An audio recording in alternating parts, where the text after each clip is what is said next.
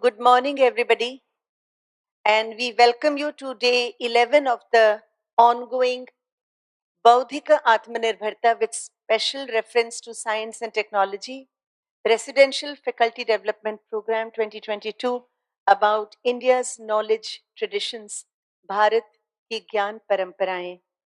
So let us start with the Vedic invocation as per our tradition. Om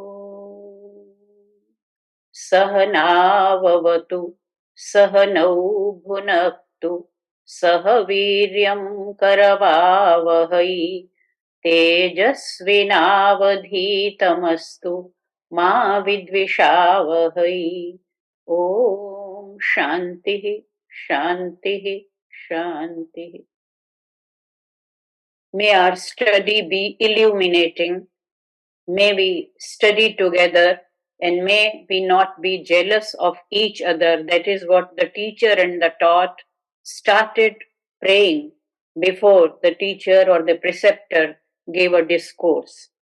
First of all, I am thankful to the organizers of this FDP for choosing the topic, such a topic which is very rich and profound and which has many facets to it, then relating it with the Bauddhic Atmanirbharata of our great country Bharata, and inviting me to participate in this exercise.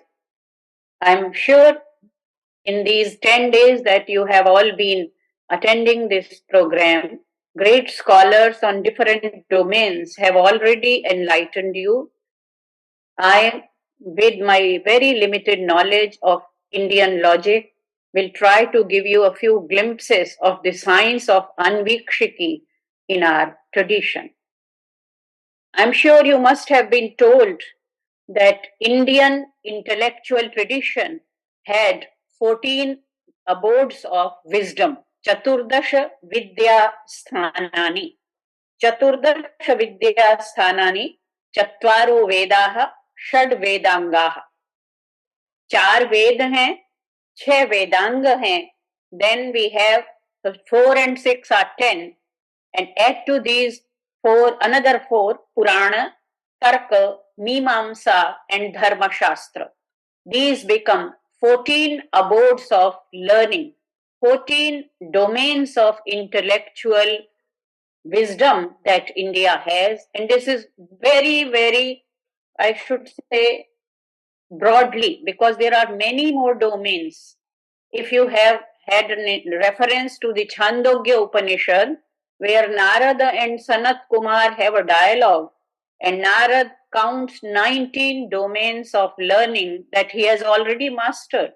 But he says, after learning all these domains, I am still not happy. My shoka, my suffering, my sorrow is not eliminated. Then Sanat Kumar tells him that your suffering, your sorrow cannot be eliminated by learning. Mere learning is not helpful. You have to know what you are, know yourself. Tarati shokam atmavit.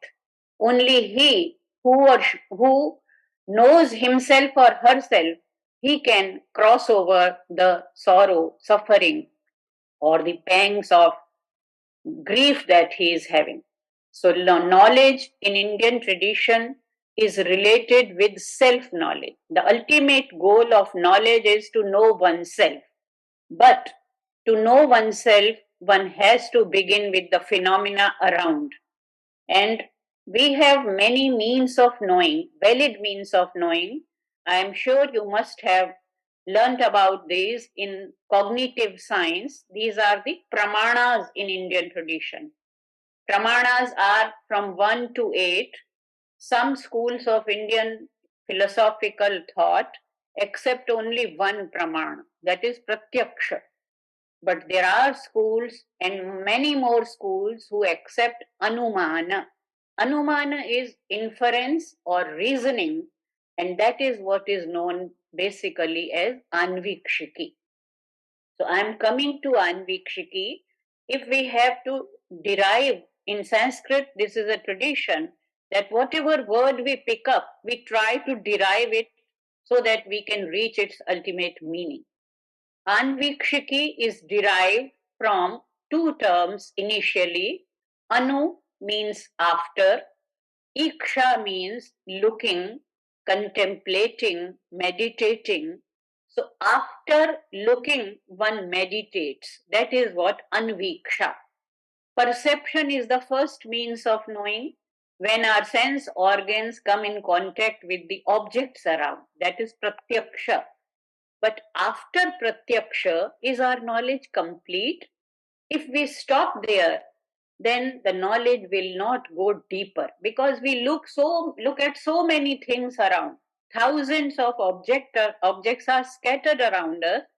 Mere looking at those is not philosophy, is not going to lead us to the ultimate knowledge which we are trying to reach at. Therefore, some thinking, some contemplation, pondering upon is required. Some minute observation is required, but after observation, some introspection is required, and that is what Anvikshiki is all about. So Anu plus Iksha becomes Anviksha. And then how Anviksha becomes Anvikshiki?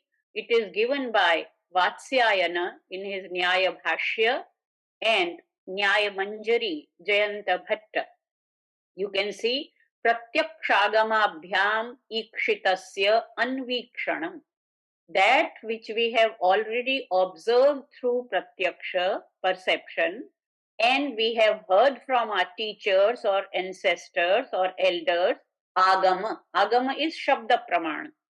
Pratyaksh Agamabhyam Ikshitasya Anvikshanam. Anvikshanam Anuikshanam. After we have perceived something and after we have heard about it from our teacher, when we start thinking, that is what is Anvikshana all about. Anviksha Anumanam ityartha. So we come to the conclusion that Anviksha is Anumana. Tad vyutpadakam shastram Anvikshiki. And the Shastra, the domain, the branch of learning which talks of Anumana is known as Anvikshiki. So, what is Anvikshiki? Anvikshiki is the science of inference, of Anviksha. Anviksha is Anumana, and the Shastra which talks about Anumana, that is known as Anvikshiki. And as I mentioned earlier, under the 14 Vidyasthanas, Anvikshiki is counted with the name of Tarka. Purana Nyaya Mimamsa Dharma Shastranga Mishritaha. Tarka is Anvikshiki because Tarka is also a synonym of Anumana. Iyameva Anvikshiki Chatasrinam Vidyanam. Kautilya has counted these four Vidyas. He says that there are four Vidyas: Anvikshiki, Trayi, Varta, Dandanitishcha. Anvikshiki is counted first because it's very, very significant. It is Anumana Shastra. Anumana, Trayi, all the three Vedas, Varta, that is commerce, Vanijya, Dandaniti, polity and governance. These are the four Vidya according to Chanakya or Kautilya. So here again, this Anvikshiki is Anumana Shastra, Iyameva Anvikshiki Chatasrinam Vidya Nyaya Vidya Ganyate. Today I'll be talking about Hindu logic, that too Nyaya and Vaisheshika, which is my area of study. So Nyaya Manjari is a text of Nyaya. Nyaya Bhashya is the commentary of Nyaya Sutras. I'm sure you all know by this time that the philosophical schools of India, they start with the original texts known as sutras. Sutras are the first and the original most technical texts of these knowledge domains, of these intellectual traditions. The format of sutra began with the Vedic sources themselves. When I come to the sources a little later, I'll tell you. Sutra is a type of Vedanga. We have 6 Vedangas, and Sutra is the sixth of them. Sutra means a brief statement. It's not a complete, detailed statement because our tradition has been an oral tradition. The teacher transmitted knowledge to his students orally. He delivered some lectures in brief, not like today's lecture that I'm going to deliver for 1.5 hours. The teacher spoke very little. Only when the students ask something, he will retort. That too very briefly. And these brief statements, these cryptic formulas, are known as sutra. So, Sutra, Nyaya Sutra is the first text of Nyaya. Vaisheshika Sutra is the first and the original most text of Vaisheshika. Yoga Sutra, Sankhya Sutra, Mimamsa Sutra, and Brahma Sutra for Vedanta. All these sutras had commentaries because sutras are very brief. So the students would not be able to understand the whole sense of what the teacher wants to convey. Therefore, the later scholars, rather than writing independent texts or propounding independent theories like they do in the West, you see, in Western tradition, Western philosophical tradition, each philosopher begins his own theorization. He gives his own theories independently of the tradition. But in India, these intellectual traditions, especially the philosophical schools, they will begin with whatever has been propounded by the Sutrakara. Sutrakara is not an ordinary person. The propounder of these philosophical schools are not ordinary persons like me and you. They are the rishis. The Shad Darshanas are propounded by 6 sages, and we know them. Nyaya was propounded by Maharshi Gautama, Vaisheshika by Maharshi Kanada, Sankhya by Maharshi Kapila, Yoga by Maharshi Patanjali, Mimamsa by Maharshi Jaimini, and Brahma Sutra by Maharshi Badarayana Vyasa. So these are the rishis. Rishi, who is a rishi? Rishi is the seer. And who is the student? He is the seeker. We have a seer with a vision and seeker with a quest. When both of them meet, then only the intellectual discourse takes place. So Anvikshiki is counted among the 4 Vidyas enumerated by Kautilya. What is the benefit or significance of Anvikshiki? Why are we counting Anvikshiki as the first and foremost of all the Vidyas? Again, we go to Vatsyayana, the Nyaya Bhashyakara, who writes, Pradipah sarva vidyanam, upayah sarva karmanam, ashrayah sarva dharmanam, shashvat anvikshiki mata. Anvikshiki is not an ordinary science. What is this? Pradipah sarva vidyana. All the vidyas are illuminated by Anvikshiki. Pradeep, it is a lamp for all the branches of learning, because if you want to know Vedanta, you have to know the basic theories or the basic tenets of Nyaya, Anvikshiki. Only then you can understand Mimamsa, only then you can understand Vedanta, Sankhya, or Yoga. Pradipah sarva vidyanam, upayah sarva karmanam. If you want to accomplish a task, you cannot accomplish it unless you know the logic, the science of reasoning behind it. So, Indian tradition, it is alleged that it is mostly dogmatic. It's not so. Anvikshiki is given so much of significance and prominence in Indian intellectual tradition that it focuses upon reasoning, debate, disputation, and it is pure logic, as we will see. So it is very important that we know Anvikshiki before we start reading other theories. Pradipah sarva vidyanam, upayah sarva karmanam, ashrayah sarva dharmanam. Dharma here doesn't mean religion. Dharma means attribute or aspects. If you want to know anything in all its aspects, you have to master Anvikshiki. So Anvikshiki is very beneficial for studying a branch of learning in Indian tradition. This is what Vatsyayana, the Bhashyakara of Nyaya Sutra, is saying. Anvikshiki in its sources is also known by different names like Hetu Vidya, Tarka Vidya, Anumana, Hetu Shastra, Vada Vidya, and Vako Vakya. These are all the appellations that have been found in various texts, which we call the sources for Anvikshiki. Now, whenever we start looking for the sources of any branch in India, we will begin with the Vedas because Vedas are the earliest available source of Indian tradition. So there is a doubt raised about the cosmic creation because Vedas talk of Srishti Vidya.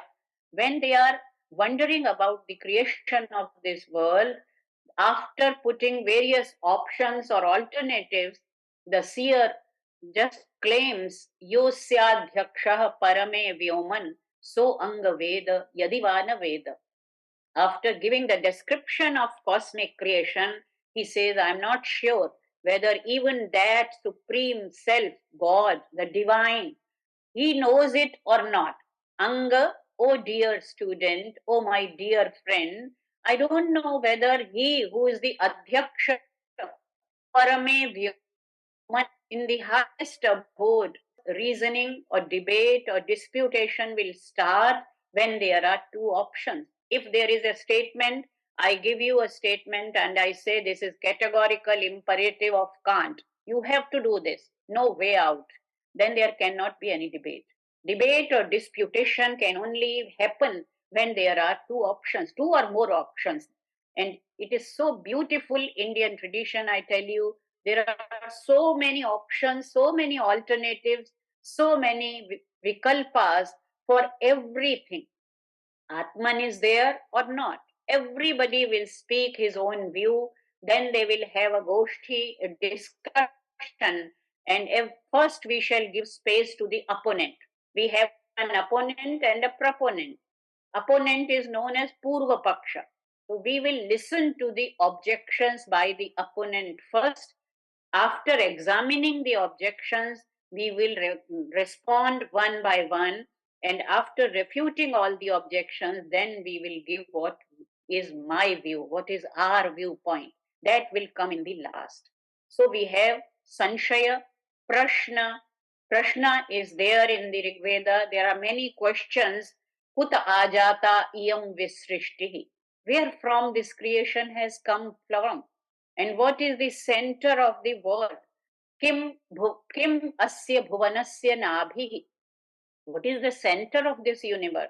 Many questions, many riddles are there in Vedas. I couldn't collect all the references, but I'll do it later. Uha, the term uha is there in the Vedas, which is nothing else but tarka.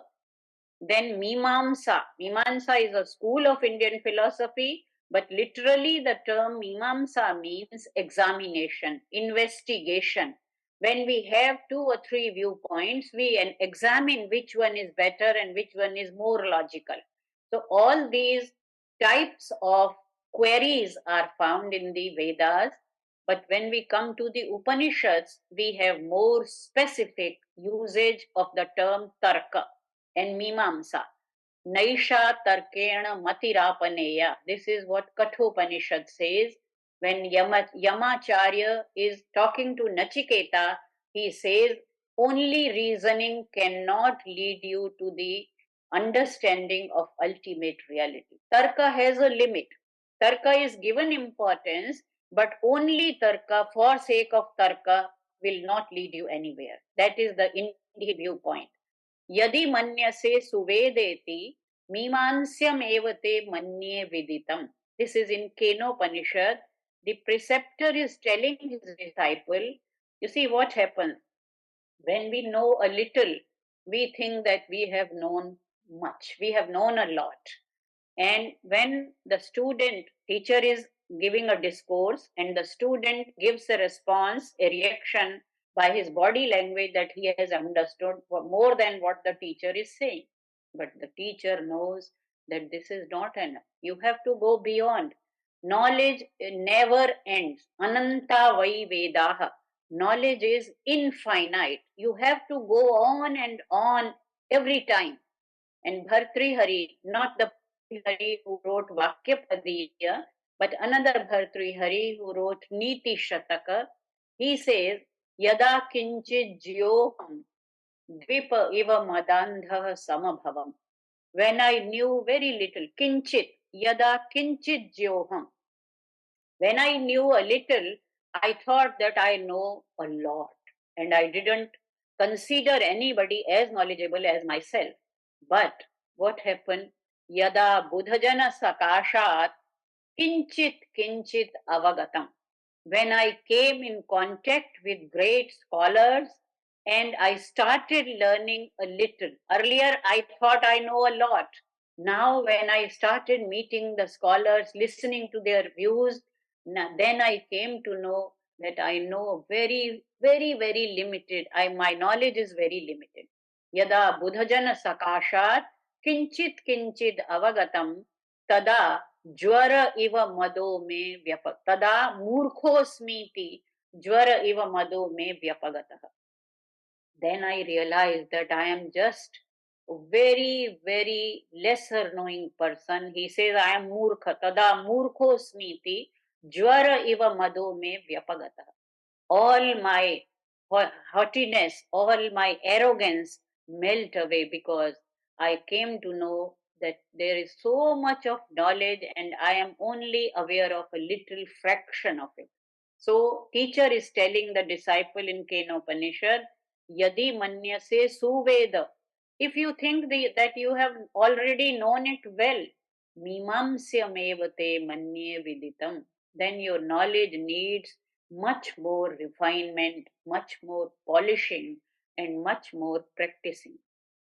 Then in the Brihadaranyaka Upanishad, we have a very famous statement of Yajnavalkya when he is talking to his wife, Maitreyi, Brahmavadini Maitreyi. Atma vare drashtavya shrotavyo mantavyo nididhyasitavya. In the beginning, I told you there are 4 means of knowledge according to Nyaya. Pratyaksha is the first. Pratyaksha means perception. Pratyaksha, prati aksha. Aksha means indriya. When each indriya comes in contact with an object, that is pratyaksha. So when I'm looking at the tree beyond me, that is pratyaksha. Is it enough? If I want to know myself, as Nara and Sanat Kumar dialogue has just asked me to do, is looking at an object enough? And can I look at my Atman? Nobody can look at the Atman. Atman is not an object of perception. We need Anumana, we need Anvikshiki, not only to reaffirm what we have known, but also in the areas, in case of objects which cannot be known through perception. And 90% of the objects we cannot know through perception. Perception has a limit. Limit to the extent that only those objects which are in direct contact with my sense organs, they can be perceived. But how about things that I know in America, in other countries, in olden times, and in times to come? How the scientists are investigating, how they are inventing, because this FDP is aiming at science and technology. No science can prove anything without reasoning, without Anvikshiki. Anvikshiki is the foundation of science. Perception alone cannot prove anything. Nothing can be invented new if there is no Anvikshiki. So the Upanishads proclaim Atma Vare Drashtavya. You have to see Atma. And this seeing is also not physical seeing, it is Antardarshana, insight, Drashtavya. But after realizing, after seeing, you have to do many more exercises. What are these exercises? What are the steps that I have to climb? Shrotavya, Shravana. I have to listen to many, like you are listening for the past 10 days, you are listening to doyens of learning in different domains. Shravana is very, very important, especially in Indian tradition, because it is a Shruti Parampara. The knowledge being transmitted orally directly from the teacher to the taught.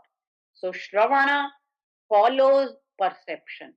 Whatever little knowledge the student had, he has already had. But now he has come to the Rishi for learning more.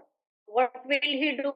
He will not talk about his own observation. He will listen to what the teacher has to say. Shrotavyah, and is listening, mere listening enough? People go to the congregation, satsang, pandal, mele, bhandare, कितनी तरह के समागम हो रहे हैं. And people are listening to the sages, to the seers, to the teachers, to the gurus and acharyas. Is listening enough? No. The Kathopanishad says, Nayam atma pravachanena labhyo, na medhaya, na bahuna shrutena. Even if you go on listening to teachers for the whole of your life, you will not gain anything. Then what should you do? After Shravana, you have to do some manana, mantavyo. Manana is introspection, thinking. Whatever you have learned, you have to assimilate it. And assimilation happens only when you think about the knowledge that you have acquired. A little knowledge might be, but you have to ponder over it deeply and deeply, different layers of the object you have to contemplate. So, first is darshana, next is Shravana, Manana, and last but not the least, Nididhyasitavya. Nididhyasitavya is Dhyana, Dhyana, concentration. Darshana happens by three steps, steps you have to climb. What are the three steps? Shravana, Manana, and Nididhyasana. So, Nididhyasana is concentrating on the point that you have come to know now. First, you look at the object, then you listen to the learned people in that area. After listening to all of them, you ponder, you meditate, you just think about it, various aspects. And once you have understood something, then dhyana, concentration is required. So, this is what Brihadaranyaka has to say about the science of learning, the science of knowing, the science of reasoning. If there was no Shravana, Manana, and Dhyana, only Darshana was there, then there is no need of Anvikshiti. But the Rishi Yajnavalkya is saying that you have to listen, you have to concentrate on what you have listened and understood. Therefore, the science of reasoning or Anvikshiki very significant in the Upanishadic discourse also. Then Mahashrotriyaha Sametya Mimamsam Chakruhu. Mahashrotriyaha. You see, in the Upanishads, there are two types of acharyas. One are the Shrotriyas and the others are Brahmanishtha. Shrotriya means one who is well read, who has listened a lot. So he has become Shrotriya. But Mahashrotriyaha, there are people who have listened a lot throughout their lifetime. They have been listening and listening. They have become scholars, bookish scholars, like scholars of today who know a lot, but they don't know who they are and what they are for here. So, the purpose of their life, the purpose of their learning, they do, including me and you. You see, we are ordinary seekers. We know a lot. We think that we know a lot, but actually we don't know anything. We are Mahashrotriya, maybe. We have read hundreds of books, but we do not do Anviksha. What should we do? Mahashrotriyaha Sametya. When they collect, when they gather, Mimamsam Chakruhu, they deliberated upon different objects. Chandogya Upanishad. This is where Narada Sanat Kumar dialogue takes place, that he has learnt a lot. That's why he is a Shrotriya or Mahashrotriya, but he is not happy. Is the world happy today? If you ask anybody, even the richest person in the world, if you go and ask him, are you happy? Are you contented? I don't think he will say, yes, I am happy. He would be, he expects much more than what he has acquired already. Everybody is craving for something which he does not have. As the poet said, we pine for what we do not have. We crave for what we do not have. So, have and not have. That is what our life is oscillating between. Mahashrotriyaha sametya mimamsam chakru. They deliberated upon, they debated upon disputations, and then they would reach a conclusion. Next week, these were the principal Upanishads, and we have major and minor Upanishads. In minor Upanishads also we find some references. Brahma tarkena pashyati. Brahma, the ultimate reality, can only be seen through tarka or reasoning. What type of tarka is this? That we shall discuss. There are two types of tarka: tarka sutarka and kutarka. Sutarka is that which strengthens my valid learning. Kutarka is that which is done only for showing my own learning. I just want to prove my point and I go on arguing and arguing. That is kutarka. There is a beautiful story, and this is maybe a real story, that when Adi Shankara, last time of Adi Shankara came, he was on the deathbed. Then his students asked him, Acharya, give us some message. Give some message which can be propounded and propagated for the whole generation of seeker. And what did the Acharya say? Acharya says, Dustarkat suviramyatam shrutimataha tarkonusandhiyatam. You do tarka, you argue, you reason, but dustarkat suviramyata. Do not do dustarka. And I said, dustarka is that which is tarka for tarka's sake, and sutarka is that which is for fulfilling the quest one has. Dustarkat suviramyatam shrutimataha tarkonusandhiyatam. This is from the Upadesha Panchaka. 5 Upadeshas Acharya Shankara gave in his last moments, which is known as Upadesha Panchaka or Sopana Panchaka. So there he talks of Sutarka and Kutarka. He says, follow the line of Tarka. Go and reason out on the objects that you want to learn. But Dustarkat Suviramyata. So, Agamasya avirodhen. This is what the Amrita Bindu Upanishad is saying. Agamasya avirodhena uhanam tarka uchyate. What is a valid tarka? When it is agamasya avirodha. Agama means scriptural testimony or the statement of our teacher, Guru. Agama, Shabda Pramana. Agamasya avirodhena. Whatever tarka I give, it should be in consonance with the agama. Tarka should never oppose the Shruti tradition. Shruti is the oral tradition, the verbal testimony, scriptural authority, or Shabda Pramana. This Shabda Pramana is given supreme authority, supreme sanctity in Indian tradition. So we give tarkas. We do tarka, but tarka should always be not in opposition to the Shruti. Tarka should never be used for opposing the Shruti. But it should be supporting the Shruti. For supporting Shruti, we can give many tarkas like Shankaracharya has done in his Brahma Sutra Shankara Bhashya. He has refuted various viewpoints of his opponents and given many tarkas to substantiate his own standpoint. This is real tarka, this is good tarka, and this is actually the tarka which the science of reasoning or Anvikshiki wants to learn. Miman Sante Brahmavadinah.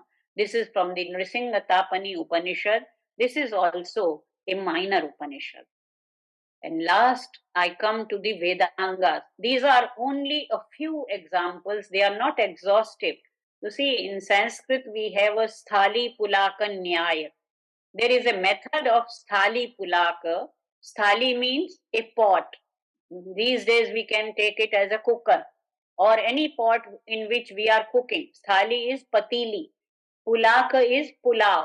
What we call pulao today, that is in Sanskrit pulaka. Sthali pulaka nyaya. When we have to see whether the rice has cooked or not, what do we do? Do we go and watch or take out all the rice and then we touch it to see if it's cooked or not? No. We only take one grain of rice and just touch it with our fingers to see that it has cooked. And we just keep the gas shut and we think that the rice has cooked. So, sthali pula kanyaya, with that method, I have just given you a glimpse of what our scriptures, Vedas, and Upanishads have to say about Tarka or Anvikshiti. But the most important one is from Nirukta. This Nirukta is also a Vedanga. I told you about Sutra Vedanga. Nirukta is also Vedanga. You see, there are four Vedas: Rig Veda, Yajurveda, Samaveda, and Atharva Veda. And there are six Vedangas, subsidiaries of Veda, Angas of Veda. If Veda is Angi, then these are the Angas. Like my body is Anga, but there are, body is Angi, sorry, and there are various Angas or parts. There is a whole and there are many parts. Veda is a whole and these six Angas are its parts. What are the six? This is Shiksha. Shiksha is not education here. Shiksha is the phonetic science. I am sure you must have heard about it. Shiksha is the phonetic science of ancient Hindus. Swara Varnadi Ucharana Prakaro Shikshyate Yaya Sa Shiksha. Because Vedic tradition is an oral tradition, so pronunciation is very, very important. Correct pronunciation, recitation. So Shiksha is the first of these Vedangas.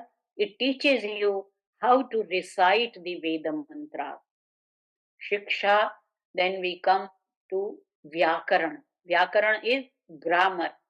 Grammar is a science of terms and their structure, how the terms or words are formed.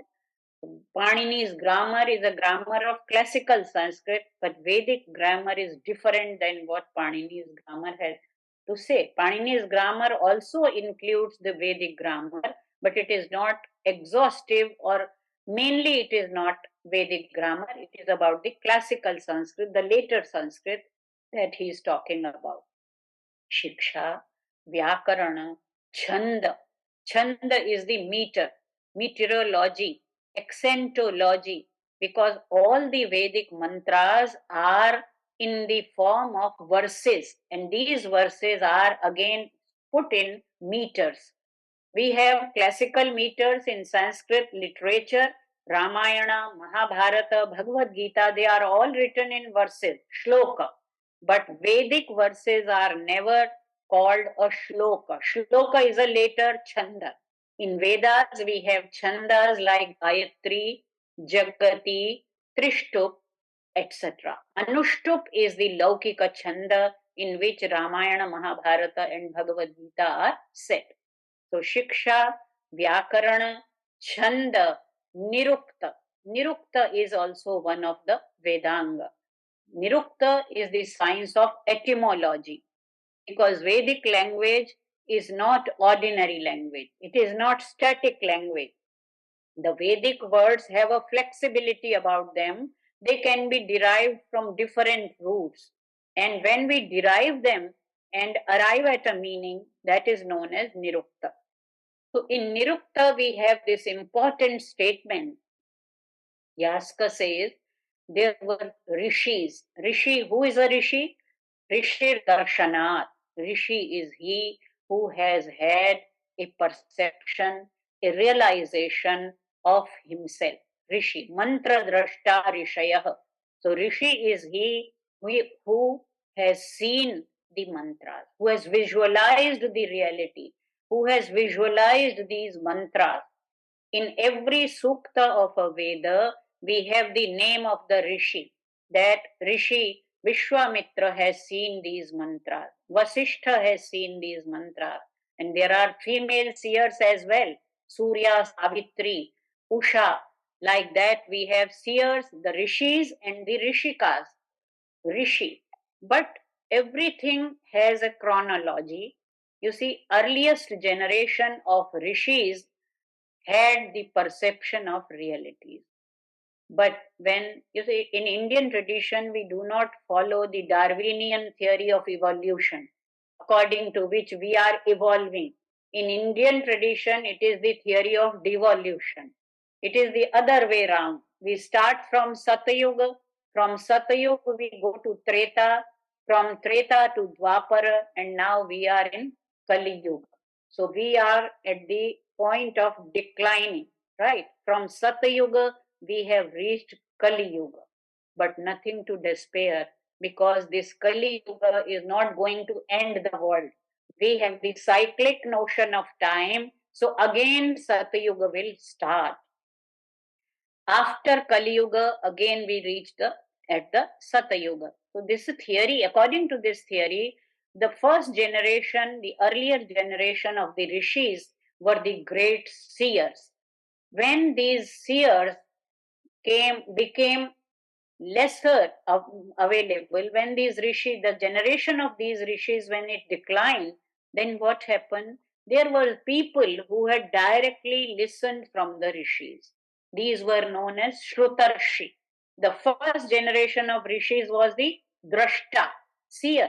But now we have Shrutarshi, those who have listened to the direct rishi. The first generation of rishis, they have come in direct contact with them. But the decline goes on, and a stage comes when there are no Shrutarshis available. And they are asking the middle level of rishis, the Shrutarshis, that now you are also going. Who will be our rishi? Who will tell us the truth? Manushyava rishishu utkramatsu. When the generation of rishis was going to decline, then Manushyas asked them, Konu rishir bhavishyati? Who will become our rishi? Whom we shall go for learning? And they said, Tebhya etam tarkam rishim prayachan. The middle level of rishis, the Shrutarshis, they gave this rishi called Tarka. Tarka is a rishi for those who have not got a chance to listen to the great sages, who are not themselves the seers, and who have also not got a chance to listen to the direct rishis. They will follow the reasoning, Tarka. Tarka will be the rishi to them. So our generation of scholars, we do not had the fortune of sitting near the rishis, right? We don't have those types of rishis available today. In Kali Yuga, we don't have the Shrutarshis also. What to talk of the Drashtarshi? So now what will we do? We have to dwell upon the science of reasoning or Tarka. This is what Niruktakara Yaska in 700 BC is telling us to do. So Tarka in Indian tradition has so much of validity that it is equated with the rishis. That is what we have in our sources about Anvikshiki. This we have already discussed, significance of Anvikshiki and synonyms of Anvikshiki. Yeah, as I said, Anvikshiki mainly signifies the Indian logic or the science of Nyaya. Out of the 6 systems of Hindu philosophy, as I said, Nyaya and Vaisheshika I will be talking. And Vaisheshika basically talks about the Prameyas.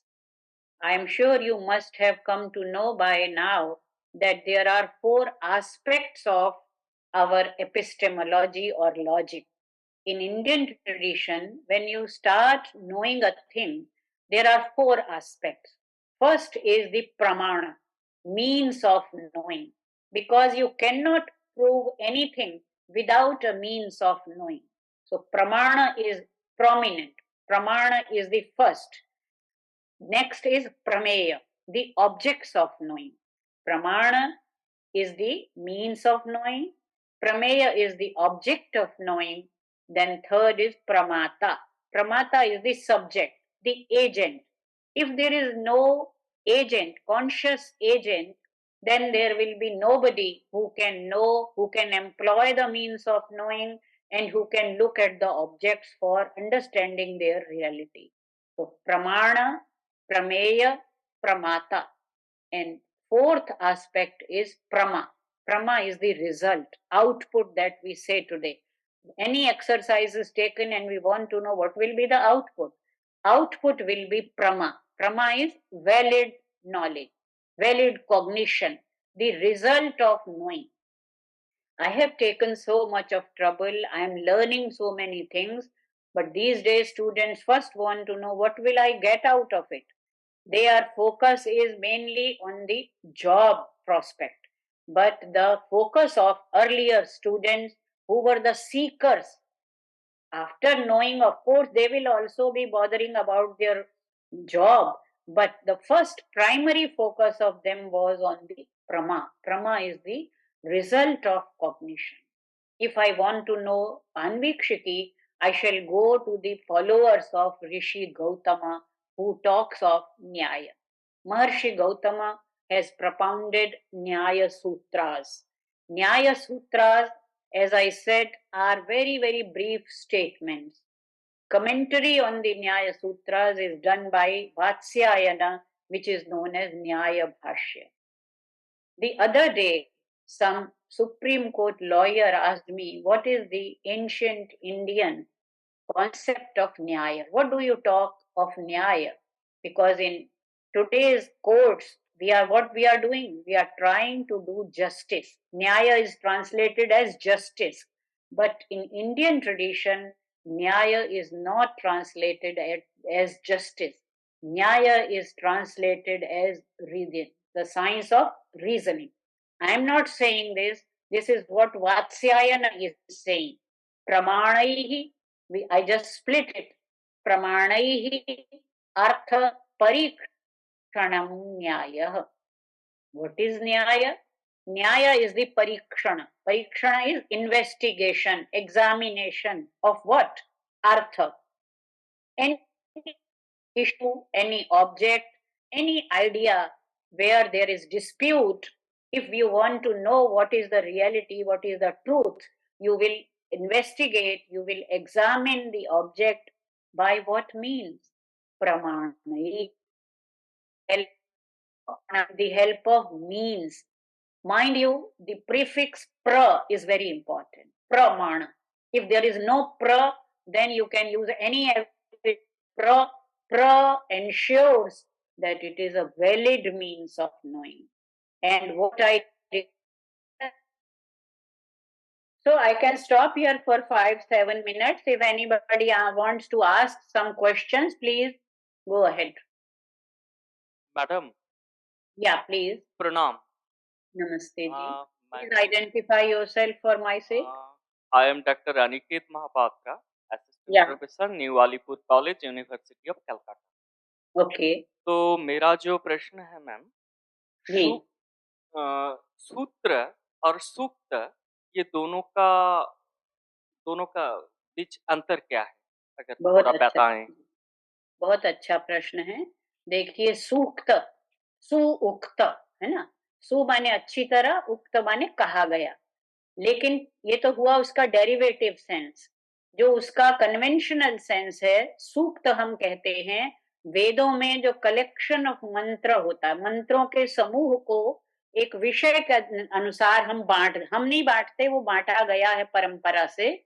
जैसे ज्ञान सूक्त है ऋग्वेद में, तो एक ऋषि हुए, बृहस्पति नाम से देवता हैं उस सूक्त के. या गायत्री मंत्र है, जैसे विश्वामित्र ऋषि हैं, गायत्री छंद है, और उसको एक सूक्त में रख दिया जाता है. ऋग्वेद का जो अंतिम सूक्त है उसे हम संगठन सूक्त कहते हैं. तो सूक्त तो होता है कलेक्शन ऑफ मंत्रास इन अ वेद, ठीक है. और सूत्र जो होता है, सूत्र मैंने जैसा बताया 6 वेदांगों में से एक वेदांग है कल्प सूत्र. और कल्प सूत्र भी 4 प्रकार के होते हैं. उनमें से जो सूत्र शब्द कॉमन है चारों में, सूत्र का क्या मतलब है? अल्पाक्षरम, इसमें थोड़े से अक्षर होते हैं लेकिन विषय कह दिया जाता है। जैसे अभी हम गौतम का ही ये तो भाष्य है, उनका सूत्र ले लें। कणाद का पहला सूत्र है अथातो धर्मम व्याख्यास्यामः। अथ ये मीमांसा है, अथा तो धर्म जिज्ञासा। तो ये जो पहला सूत्र है, सूत्र कहते हैं दर्शन ग्रंथों के, आयुर्वेद, पाणिनि के भी सूत्र हैं। पाणिनि के अष्टाध्यायी में भी क्या है? 4000 सूत्र हैं। आयुर्वेद में सूत्र हैं, योग दर्शन में सूत्र हैं।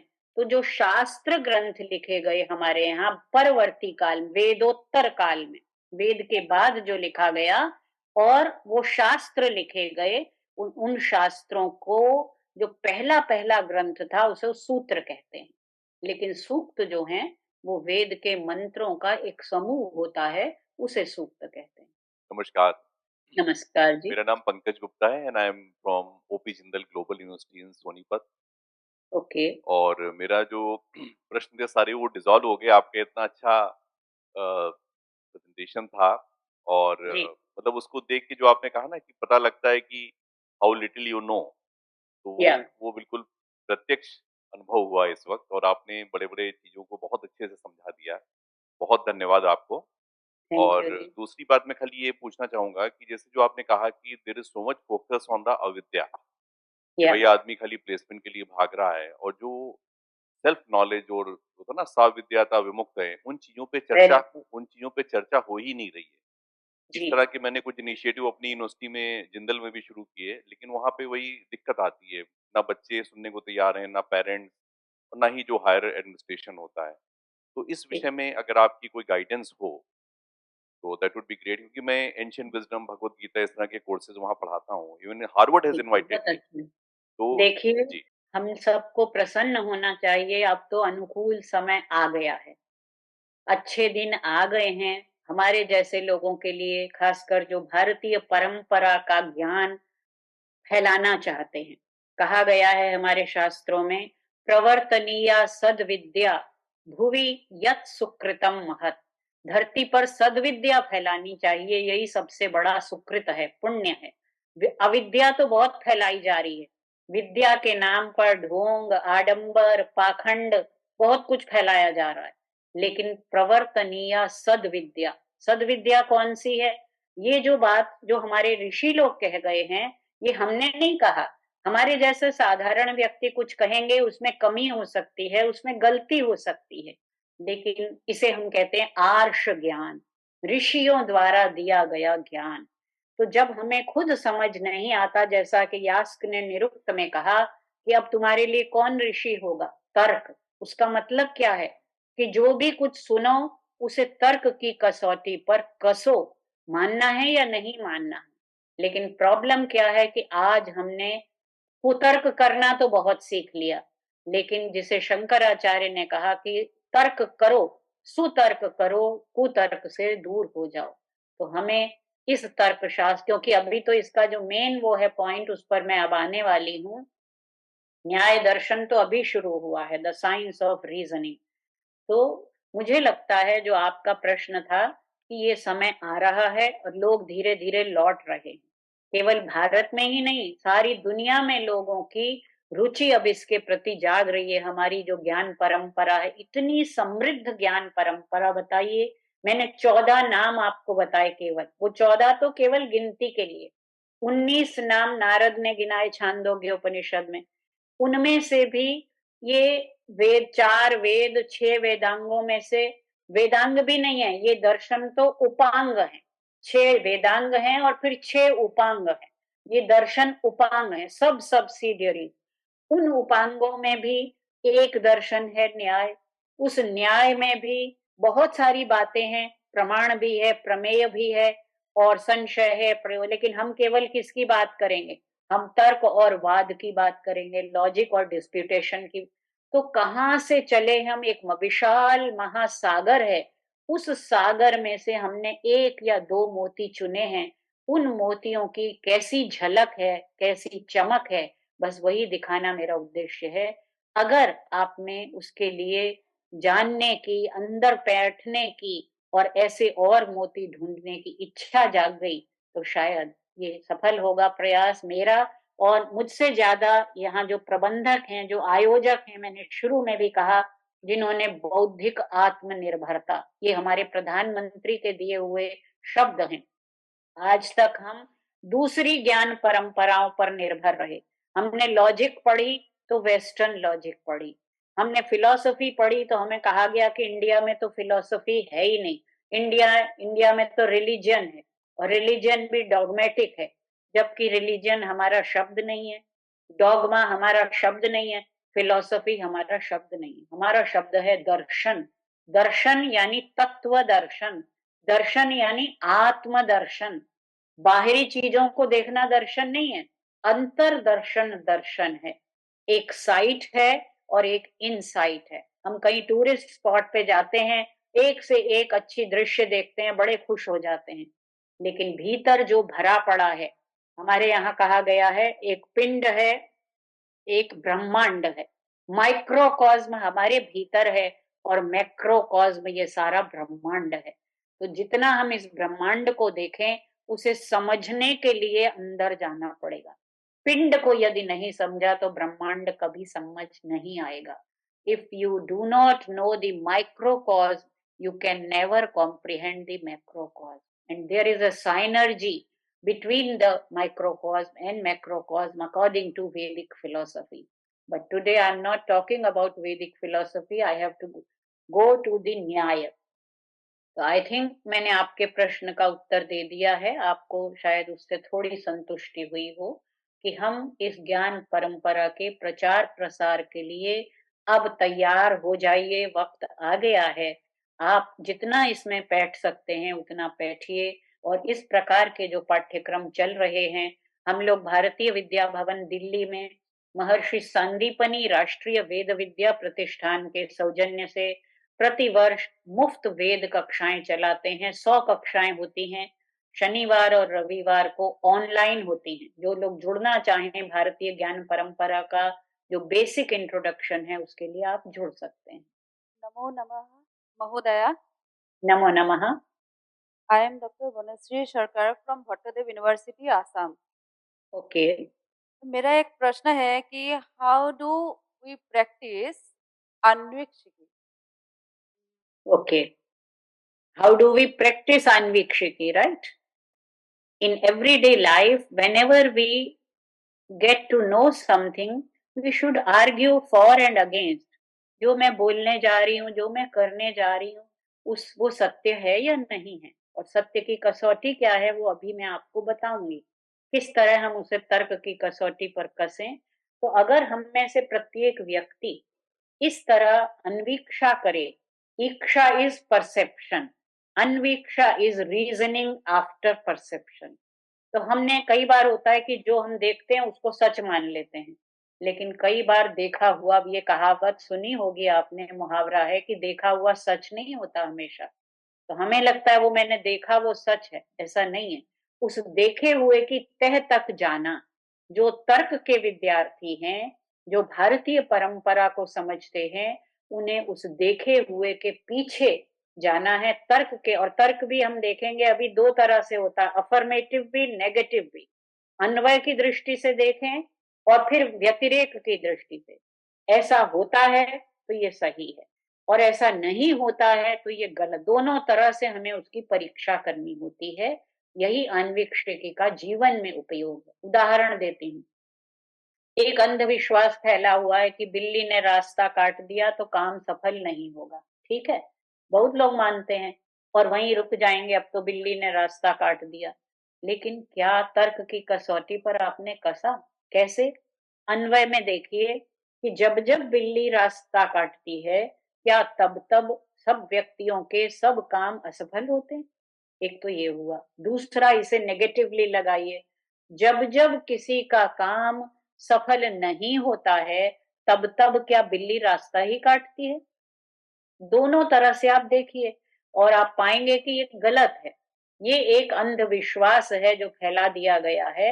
ये तर्क, इसको हम कहते हैं हमारी भारतीय परंपरा में, मैं उसका संकेत भी करूंगी, उसे हेत्वाभास कहते हैं, फेलेशियस रीजनिंग। तो रीजनिंग में कई बार फेलेसीज होती हैं और हम समझ बैठते हैं कि वो वैलिड रीजन है। तो इस तरह हम जीवन में, इसीलिए मैंने पहले भी कहा, विद्या को समझने के लिए अविद्या को समझना जरूरी है। अनुमान को, अन्वीक्षिकी को समझने के लिए हेत्वाभासों को जानना और उनसे बचना जरूरी है। प्रायः हमारे तर्क में, हमारी रीजनिंग में फेलेसीज होती हैं, जिसे लोग कुतर्क, जिसे शंकराचार्य ने कुतर्क कहा है, कि हम तर्क के लिए ही तर्क करते हैं। और अक्सर झगड़े क्यों होते हैं सारे, कि हम अपने ही तर्क को सही साबित करना चाहते हैं। जबकि हमारी परंपरा में आप देखिए, सारे दर्शन ग्रंथों में पूर्व पक्ष होता है और सिद्धांत पक्ष होता है। पूर्व पक्ष, शंकराचार्य लिख रहे हैं वेदांत का ग्रंथ, लेकिन वो सारे दर्शनों के मतों को विस्तार से, ईमानदारी से उद्धृत करते हैं, फिर उनमें से एक एक का खंडन करते हैं। तो ये हमारी परंपरा रही है। पहले हम विरोधी की बात सुनते हैं, सुनकर उसे, और सुनते हैं तो समझते हैं, क्योंकि हमने सारे शास्त्र पहले पढ़े हैं, तब हम तर्क करने चलते हैं। फिर उसकी बात को काटते हैं और अपनी बात उसके बाद कहते हैं। आजकल क्या होता है, जैसे ही हम अपनी बात कहते हैं, पहले तो कहने के लिए आतुर रहते हैं, और कहते ही हमें लगता है कि अब कोई कुछ ना कहे, मेरी इस बात को कमांड की तरह मान लिया जाए। ये दृष्टि तर्क शास्त्र की दृष्टि नहीं है, ये अन्वीक्षिकी की पद्धति नहीं। ठीक है, तो जीवन में यदि इसको अपनाया जाए तो बहुत सारी समस्याएं, बहुत सारे अंधविश्वास, बहुत सारी अज्ञान की परंपराएं दूर हो जाएंगी। नमस्कार मैडम, मैं नमस्ते जी। डॉक्टर रत्नर हूँ, कानपुर विश्वविद्यालय से। जी ये वैदिक सोर्सेज की एक स्लाइड थी, संशय, प्रश्न, ऊह, मीमांसा। जी। तो मैडम एक बार ऊह का अर्थ थोड़ा सा स्पष्ट हो जाए। ऊह भी तर्क है, ऊह भी एक, ऊह माने होता है, शब्दार्थ है ऊह का, कल्पना करना। तो हम अनुमान में भी क्या करते हैं, हम कहते हैं ना सपोज, अभी मैं उस पर आऊंगी। अनुमान में 5 अवयव होते हैं। तो पहले हम एक कल्पना करते हैं, मान लीजिए सपोज एक हाइपोथेसिस होती है ना, उस हाइपोथेसिस के पक्ष में हम आर्ग्यूमेंट देते हैं और विपक्ष में देते हैं। अभी मैंने एक और स्लाइड उपनिषद से दी थी कि आगमस्य अविरोधेन ऊहनम तर्क उच्यते। जब कोई ऐसा ऊह किया जाता है, ऐसी कल्पना की जाती है जो आगम की विरोधी नहीं है, तो उसे तर्क कहते हैं। और ये स्लाइड में जो 4 शब्द मैंने दिए थे, प्रश्न, ऊह, संशय और तर्क, मीमांसा, ये सारे शब्द वेदों में पाए जाते हैं। मैं उनको अभी ढूंढ नहीं पाई थी संदर्भों को, समय के अभाव से, लेकिन ये शब्द वेदों में पाए जाते हैं। और संशय का उदाहरण मैंने दिया था, बाकी के उदाहरण नहीं दिए, लेकिन ये शब्द वेदों में आए हैं। फिर उपनिषदों में तर्क और मीमांसा ये शब्द आए हैं, वो मैंने दिखाया। फिर निरुक्त में, वेदांग में तर्क को ऋषि कहा गया, ये बताया। तो ये तो एंशिएंट सोर्सेज हुए। अभी न्याय के जो सोर्सेज हैं वो मैं अभी लास्ट में आपको बताऊंगी, क्योंकि तर्क विद्या जो है उसके विषय में, हेतु शास्त्र जो है उसके विषय में तो हमें न्याय दर्शन में ही मिलता है। तो अब ये जो न्याय है, न्याय की परिभाषा हो गई, प्रमाणैरर्थ परीक्षणम न्याय। प्रश्न उठता है, ये परीक्षा की जरूरत क्यों? Why do we need this nyaya? The next statement is very very important. तत्र न अनुपलब्धे अर्थे न निर्णीते अर्थे न्याय प्रवर्तते। There is no scope for nyaya if something is not available. Na anupalabdhe, na anupalabdhe. If something is not available, can we argue about it? No. It's stupidity to argue about something which is not there. Na nirnite arthe.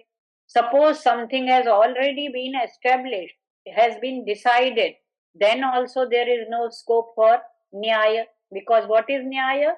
Nyaya is the investigation of an object with the help of pramana. So when do we require this? We require this when there is some doubt. Then he says, Kim tarhi? Then what? Sanshayite arthe. There is scope for nyaya only when there is doubt pertaining to some object. So doubt is the origin of Nyaya. Nyaya happens, Nyaya is required only when there is doubt. And I gave you an example of doubt from the Rig Veda itself. योस्याध्यक्षः परमे व्योमन सो अंग वेद यदि वा न वेद यदि वा न वेद.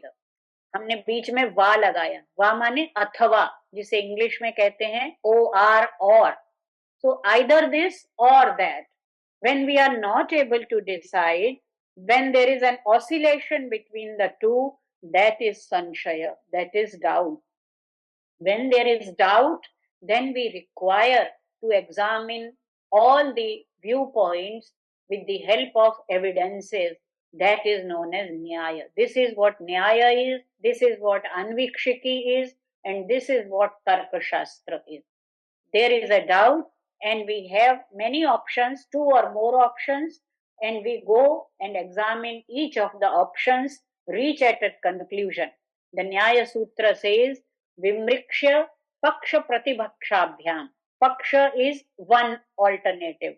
Pratipaksha is the opposing of alternative. Vadi and Prativadi. There is a proponent and there is an opponent. In the court also what happens? There are 2 persons, they are arguing on certain issue about which both of them have a different opinion. Then they go to the court, and what does the court do? Court examines both their viewpoints, their arguments, and then gives a conclusion. So vimarsha is sanshaya. Paksha pratipakshau nyaya pravritti. This is the methodology of nyaya, that it considers both paksha and pratipaksha. Arthavadharanam. Avadharana is conclusion, determination of a point, nirnaya. This is what nirnaya is, and that is tattvagyan. Now, as I already mentioned, there are 4 means: pratyaksha, perception; anumana, inference, that is what is anvikshiki; upamana, analogy; and shabda, verbal testimony. So, unfortunately, we are not talking about the other 3. Anumana we shall be briefly talking, because it's not possible to talk about the complete Anumana in Nyaya tradition in such a limited time. Now, what is the cause of dispute? As I already explained, when there is a doubt, when there is sanshaya, then dispute occurs. What are the methods of dispute? The Indian tradition of arguing in a dispute is known as 5-membered syllogism, Panchavayava Vakya. Here only 3 are given, and there is a mistake that the last 2 are not mentioned, but I will talk about them.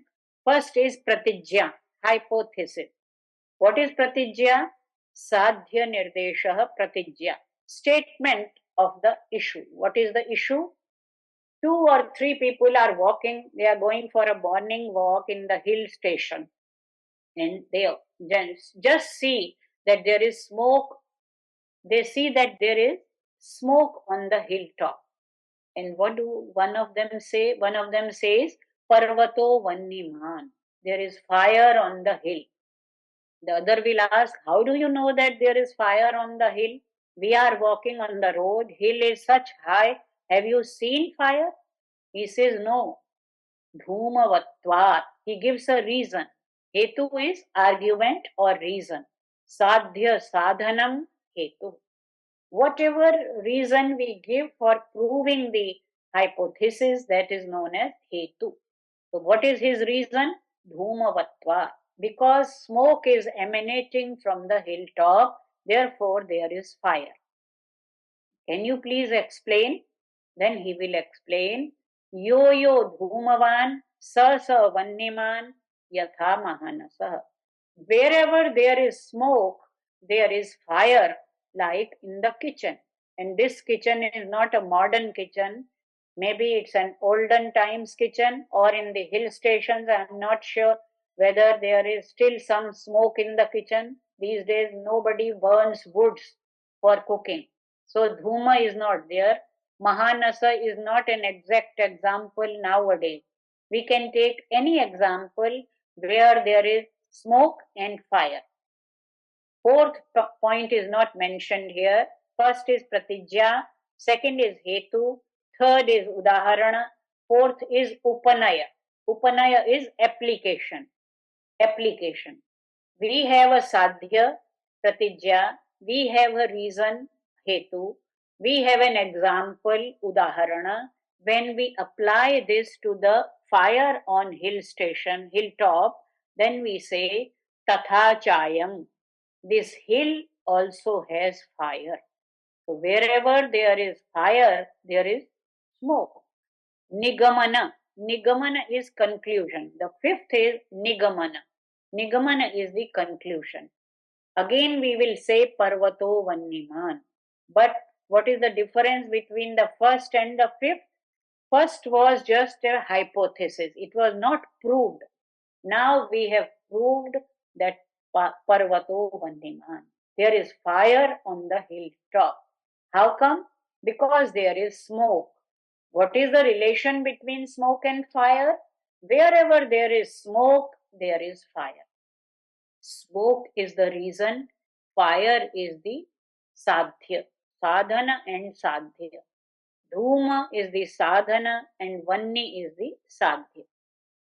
This vyapti is the relation between hetu and sadhya, smoke and fire, dhuma and vanni. This can be of two types, as I explained in an example of cat crossing the road. एक होती है अन्वय व्याप्ति, which is affirmative.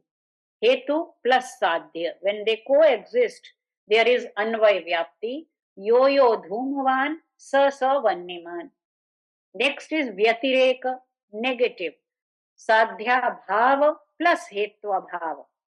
It should be hetva bhava and not hetva bhava.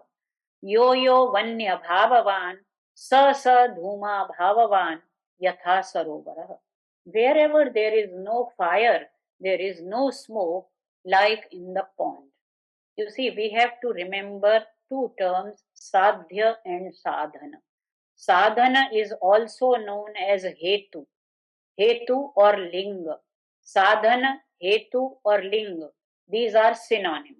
Sadhya is that which we want to prove. There is a relation between sadhya and sadhana, and that relation is known, this relation is invariable concomitance technically. उसे व्याप्ति कहते हैं. What is व्याप्ति? Invariable concomitance. It is not that sometimes there should be a relation between sadhya and hetu and sometimes there is no relation. That will not be a valid inference. So आपने जो प्रश्न पूछा था कि अन्वीक्षिकी को जीवन में कैसे उतारना है, this is the test. This is the test that we should check both ways, Anvay and व्यतिरेक, whether there is a relation, a concomitant relation between the reason I am giving and the thing that I am going to prove. So sadhya और साधन के बीच में व्याप्ति, there is a long discussion on vyapti in the Nyaya sources, in Buddhist sources, and Charvakas have refuted Anumana totally. Charvakas accept only one pramana, that is Pratyaksha, and they refute vyapti, they refute Anumana. So long debates have taken place in Indian tradition, which some of you who are interested, you can go to the Sarva Darshana Sangraha of Madhavacharya. You can read the first chapter, which is on Charvaka Matam. All the 16 schools of Indian philosophy have been covered in Sarva Darshana Sangraha of Madhavacharya. This is a 16th or 14th or 16th century text, later text. It's not the original text, but it is very good for the beginner and very authentic also. Now the reason, जिसे हमने साधन कहा, हेतु कहा, लिंग कहा, वो तीन तरह का हो सकता है. त्रिविधम लिंगम. कथम त्रिविधम? केवलान्वय, which is only based on anvaya. Kevala vyatireki, which is only based on negative relation. And anvaya vyatireki, which is a blend of both. This dhumavatva is an example of anvaya vyatireki. We can have anvaya vyapti also, and we can check Vyatireka Vyapti also. Most of the examples are Anvaya Vyatireki, but technically we also have Kevala Anvayi and Kevala Vyatireki. So here Upanaya and Nigaman has come here by mistake. So we have to add these two at the Panchavayava Vakya.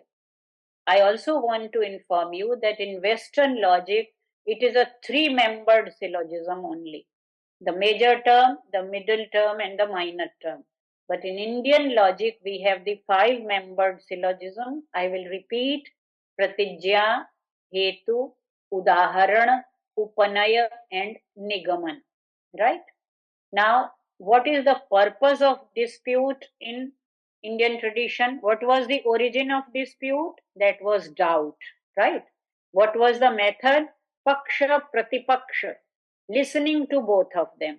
But what is the goal of dispute? What is the goal of argumentation? The goal is Nirnay. What is Nirnay? When both the aspects are examined and a conclusion is arrived. The conclusion is Parvato Vanniman. There is fire on the hilltop. This is what Nirnaya is, Nigamana is, right? Now, as I already told you that we have to beware of fallacies, Hitva Bhasa.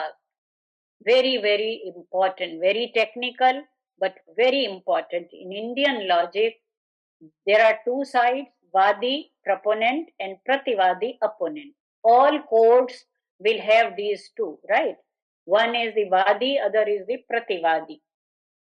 Now, Shuddha Hetu, Sad Hetu, like Vidya is of two types, Sad Vidya, Avidya. Similarly, Tarka is of two types, Kutarka and Sutarka. We are talking of Sutarka. If we have to prove something with the help of Anumana, with the help of Tarka, our Hetu should be Shuddha. So much is dependent on the Hetu. It is the argument, it is the reasoning that we are giving that should be Nirdosha. It should not be fallacious. What should it have? It should have 5 features. These 5 features, if a reason, a hetu, is endowed with these 5 reasons, it will be a sadhetu. A valid reason must have paksha sattva. Now many technical terms are coming. Paksha. What is a paksha? Paksha is the place where there is doubt. You see, hilltop, Parvato Vanniman. There are 2 words in this statement. Vanniman is the Sadhya and Parvat is the Paksha. That where there is doubt, the place where there is a doubt, that place is known as Paksha. तो पक्ष क्या होता है?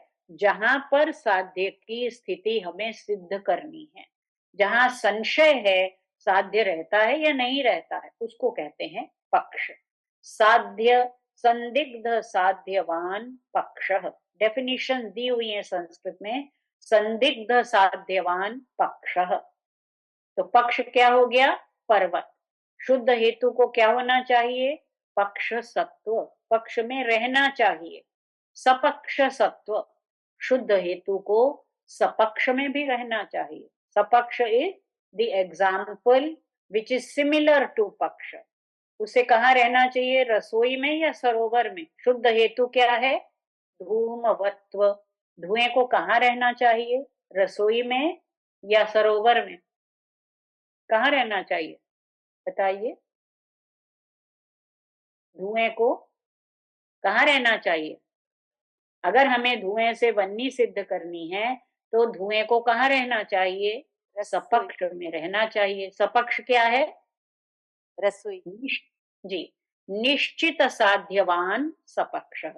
संदिग्ध साध्यवान पक्ष, जहां संदेह है साध्य रहता है नहीं, वो पक्ष है. निश्चित साध्यवान सपक्ष. निश्चित साध्या भाववान विपक्ष. जहां साध्य का रहना निश्चित है वो सपक्ष है, जैसे रसोई. जहां साध्य का न रहना निश्चित है वो क्या है? विपक्ष, जैसे सरोवर. तो शुद्ध हेतु को पक्ष में रहना चाहिए. अगर शुद्ध हेतु पक्ष में नहीं रहेगा तो अनुमान की तो शुरुआत ही नहीं होगी। The reasoning will crumble. We start reasoning because there is doubt about the sadhya or availability on the paksha. पक्ष में रहना चाहिए, सपक्ष में रहना चाहिए, विपक्ष में नहीं रहना चाहिए। अबाधित विषयत्व, जो कुछ हम हेतु से सिद्ध करना चाहते हैं उसे किसी दूसरे प्रमाण से अबाधित होना चाहिए। उदाहरण देती हूं। किसी ने उदाहरण एक स्टेटमेंट दिया, आग ठंडी होती है, वन्नी अनुष्णा, आग ठंडी होती है। अब दूसरा पूछेगा, भाई ये कैसी बात कर रहे हो, क्या तुम्हारे पास रीजन है? तो वो कह देता है द्रव्यत्वात् वन्नी अनुष्णा। ये तो हो गया, वन्नी हो गया, क्या है वन्नी? वन्नी पक्ष है। साध्य क्या है? अनुष्ण है। हेतु क्या है? द्रव्यत्वात्, क्योंकि वो द्रव्य है। वन्नी एक द्रव्य है। द्रव्य क्या होता है वो अभी बताने का टाइम नहीं है, बट वन्नी द्रव्य है, ये तो हम सब जानते हैं। It is an object. तो अब ये हेतु ठीक है? बताइए। वन्नी अनुष्ण है, वन्नी उष्ण नहीं है, क्योंकि वो एक द्रव्य है। ये हेतु साध्य को सिद्ध कर पाएगा? बताइए। कॉमन नहीं, सेंस लॉजिक तो नहीं। बिल्कुल ये नहीं कर पाएगा। क्यों नहीं कर पाएगा? जो कह रहा है ना वन्नी अनुष्ण है, उसको कहना चाहिए जाओ जरा वन्नी को छू के देखो, उष्ण है कि अनुष्ण है। तो जो भी तर्क दे रहा है उसका वो तर्क किससे बाधित हो गया? प्रत्यक्ष से बाधित हो गया। हम प्रत्यक्ष से जानते हैं, छू के जानते हैं कि वन्नी क्या है? उष्ण है। और हम सिद्ध करने क्या चले हैं? वन्नी अनुष्ण है। क्या ये शुद्ध अनुमान है? ये तर्क है कि कुतर्क है? कुतर्क है, क्योंकि प्रत्यक्ष अनुमान से प्रबल होता है। पहला, प्रथम और प्रधान प्रमाण क्या है? प्रत्यक्ष है। जब प्रत्यक्ष की संभावना खत्म हो जाती है तब हम दूसरे में प्रवेश करते हैं। वो क्या है? अनुमान। हम अनुमान से उल्टी चीज सिद्ध करने चले हैं, ऐसी चीज सिद्ध करने चले हैं जो कि प्रत्यक्ष से पहले ही सिद्ध है। तो ये क्या हो गया? ये बाधित होगा। अभी मैं बताऊंगी हेत्वाभास 5 जो है, ये बाधित हेत्वाभास है। और पांचवा होता है असत प्रतिपक्षत्व। शुद्ध हेतु में ये 5 होने चाहिए। शुद्ध हेतु पक्ष में रहना चाहिए, सपक्ष में रहना चाहिए, विपक्ष में नहीं रहना चाहिए, उसका किसी दूसरे प्रमाण से बाध नहीं होना चाहिए, और उसका कोई बराबर तुल्य बल वाला प्रतिपक्षी हेतु भी नहीं होना चाहिए। किसी ने ये सिद्ध करना चाहा शब्द नित्य है। देखिए, ये भी हमारे दर्शन में बहुत बड़ा लंबा विवाद है, शब्द नित्य है या अनित्य है। मीमांसक कहते हैं शब्द नित्य है, नैयायिक कहते हैं शब्द अनित्य है। बहुत लंबी डिबेट चलती है। और तर्क देखिए, मीमांसक ने कहा शब्दो नित्यः कार्यत्वात्। शब्द नित्य है क्योंकि वो शब्दो नित्यः कार्यत्वात्। अब कार्यत्व हेतु जो दे रहे हैं, जो कार्य है वो नित्य होता है? कार्य माने जो उत्पन्न होता है, वो नित्य हो ही नहीं सकता। ये पेन कार्य है, उत्पन्न हुआ है। जो उत्पन्न होता है वो नित्य हो सकता है? नहीं हो सकता। हमने गीता में पढ़ा है कि जिसका जन्म होता जातस्य ही ध्रुवो मृत्यु ध्रुवम जन्म मृतस्य च। तो पहला हेतु मीमांसा ने दिया शब्दो नित्य कार्यत्वात्। नैयायिक ने दूसरा हेतु दे दिया शब्दो नित्य शब्द अनित्य कृतकत्वात्। उसी का दूसरा हेतु दे दिया कि शब्द अनित्य है क्योंकि वो तो कृतक है। कृतक माने वही बात, उत्पन्न हुआ है। तो दोनों हेतु एक दूसरे को काट रहे हैं। जब दोनों काट रहे हैं इसका मतलब दोनों ही गलत हैं, ना वो ठीक है और ना ही वो ठीक। इसको कहते हैं असत प्रतिपक्ष। शुद्ध हेतु ऐसा होना चाहिए कि उसके बराबर कोई दूसरा आके ना बैठ जाए।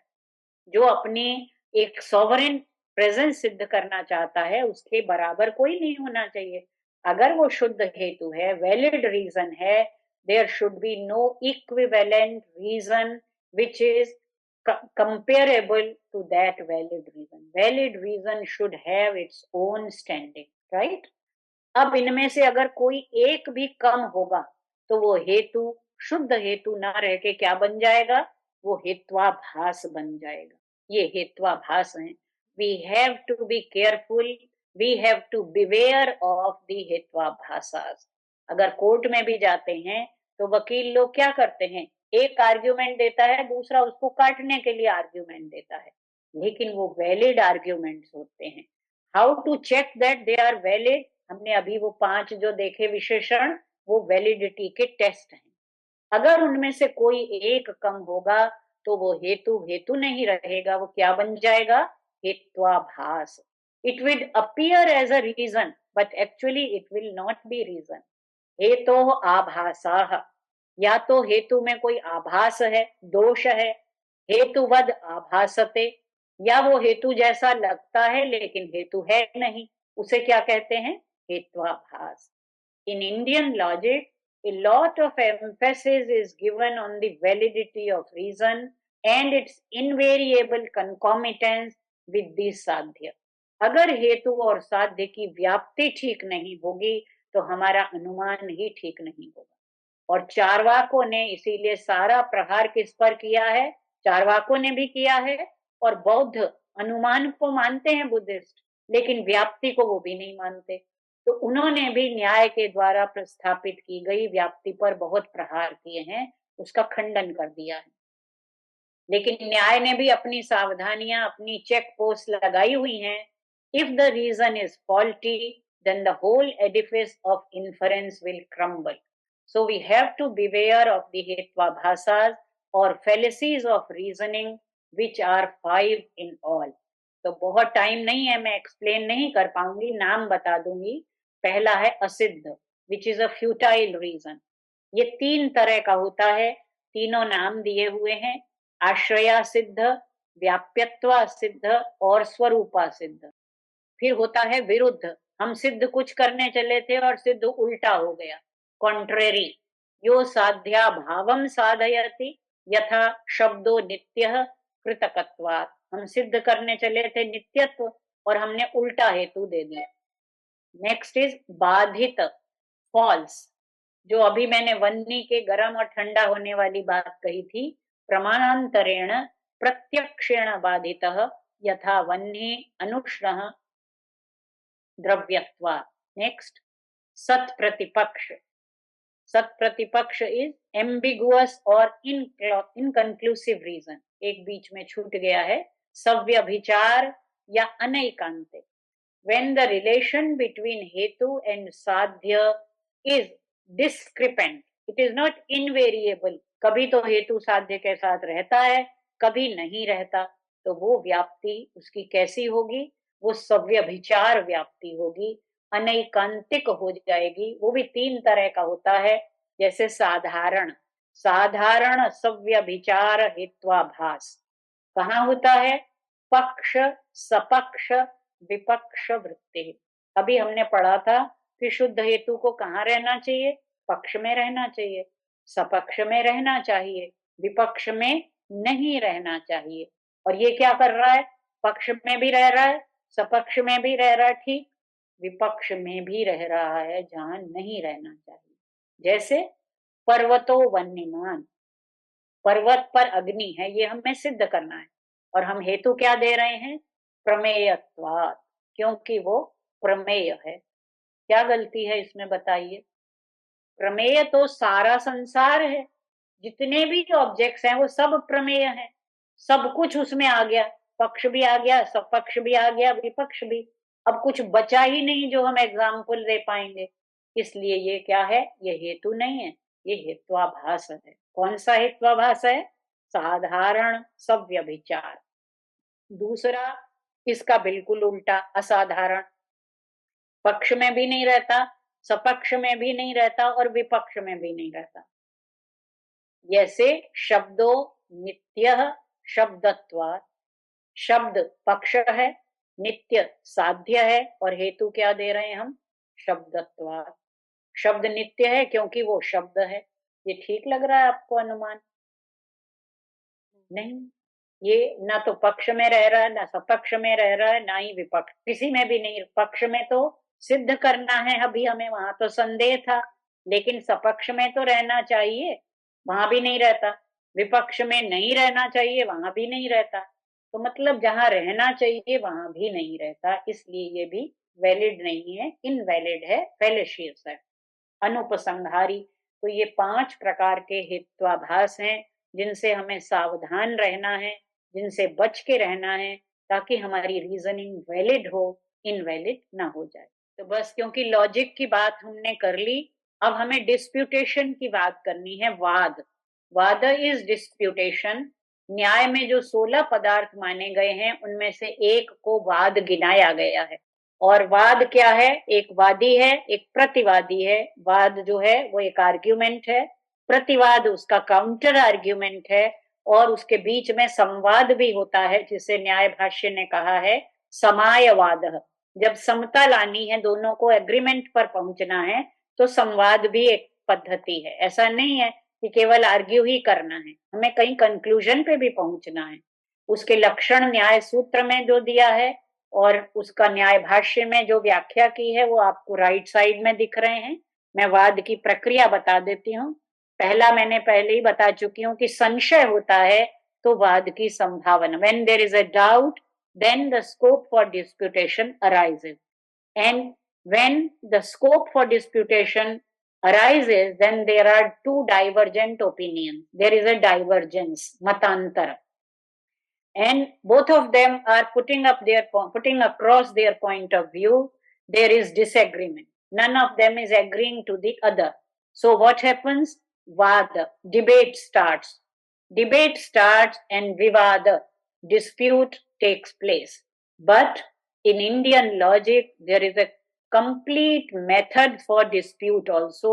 जैसा मैंने अभी दिखाया कि एक तो वो पद्धति है पंचावयव वाक्य की, और उस तरह से आर्ग्यूमेंट दिए जाते हैं। The other party will try to show that there is hetvabhasa in your argument, you will try to prove that your hetu is sad hetu. और वाद का प्रयोजन अंत में कहाँ पहुंचते हैं? निर्णय तत्व ज्ञानम प्रमाणानाम फलम, प्रमाणों का जो फल होता है वही तत्व ज्ञान, निर्णय या प्रमा कहा जाता है। तदवसानो वादः, उसका समाप्त हो जाना जो है वही वाद है। और तौ एतौ तर्क निर्णय, ये दोनों तर्क और निर्णय लोक यात्राम वहत, लोक यात्रा जो हमारा जीवन का दिन प्रतिदिन का व्यवहार है उसमें तर्क भी चलता रहता है और निर्णय भी। विवाद होता है, लेकिन फिर जब पता चलता है कि मेरा आर्ग्यूमेंट गलत है, दूसरे का सही है, और ये जो डिबेट और डिस्प्यूटेशन की पद्धति है, this is only the basic that I have introduced to you, but there are advanced techniques of debate and dispute which are known as dialectics. उसको वाद विधि कहते हैं। उस वाद विधि में छल भी होता है। छल मतलब हम घुमा देते हैं बात को कि चल रही है कोई और बात और हम कुछ दूसरी बात शुरू कर देते हैं, छल। उसमें वितंडा होता है कि हम अपनी बात कहते हैं, पक्ष की और प्रतिपक्ष का नाम ही नहीं लेते हैं। तो जल्प होता है, जल्प में हम बातों को कुछ गलत तरीके से तर्क देते हैं। ये सारी जो प्रक्रियाएं हैं न्याय दर्शन में, वाद भी है, जल्प भी है, वितंडा भी है, जाति भी है, और निग्रह स्थान, लास्ट इज द निग्रह स्थान, द पॉइंट ऑफ डिफीट। कहीं ना कहीं ऐसा वो पकड़ लेता है उसका मुद्दा कि आपको वो गलत साबित कर देता है, and then the nirnaya takes place. And the long methods, long debates, long rules for these have been established. तो ये जो मैंने आपको बातें बताई ये प्राचीन न्याय है। There is a navya nyaya also. I have not even touched that navya nyaya, जिसके प्रवर्तक थे गंगेश चिंतामणि 12वीं-13वीं शताब्दी में। A new style emerged for arguing, and that was because the Buddhists and the Naiyayikas, they had long debates regarding Vyapti, regarding the continuity or eternity of Atman. So not only the opponent, But even the Hindu school, the 6 Hindu schools of philosophy, they had debates among themselves also, like Nyaya and Mimamsa, Sankhya and Vedanta. So they had inter-school debates and intra-school debates. But rules of debate were formulated basically by the Nyaya school, and all of the other schools, although they wanted to refute Nyaya, even then they will adopt the methodology evolved by Nyaya.